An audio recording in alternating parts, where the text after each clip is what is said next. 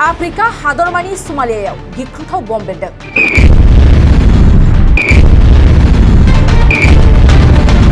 बे गिलु-बालु बम बेरनायजों 27 सा उन्दै गथ'फोरनि जिउ खहा आरो 23 सा सुबुंफोरनि गोब्राब जोखोम। सोमालिया जानालीनि मौराली गामिनि गंसे बल गेलेग्रा फोथाराव बे गिख्रंथाव बम बेरनाय जाथाया जायो। मिथिनाय बादिब्ला माखासे उन्दै गथ'फ्रा गोजाम मर्टेल सेल बमखौ लानानै फोथाराव गेलेगासिनो दंमोन आरो बे समावनो गिख्रंथाव बम बेरनाय जाथाया सोमजियो। गिख्रंथाव बम बेरनायजों 27 सा सुबुंफोरनि जिउ गोमानाय आरो 23 सा सुबुंफोरनि गोब्राब जोखोम जानाया खौरांखौ बे समाव मिथिनो मोननाय जादों। जिउ गोमानाय सुबुंफोरनि गेजेराव उन्दै गथ'फोरखौबो बांसिन होननानैबो मिथिनो मोननाय जायो।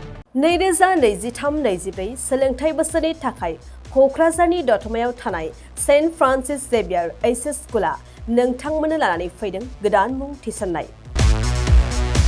दतमानि बोरसिजरा गामियाव थानाय सेन्ट फ्रान्सिस जेभियार एइचएस स्कुलाव दायो आर्ट स्ट्रीमाव 11 थाखोनि थाखाय गोदान मुं थिसननाया सोलिगासिनो।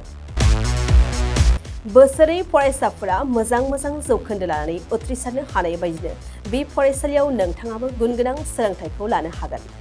लोगोसेयैनो बे फरायसालियाव सोलोंथाइनि मोजां थासारिखौ बिथा खालामनानै हौवासा आरो हिन्जावसानि थाखाय आलादा हस्टेलनि खाबुबो दं।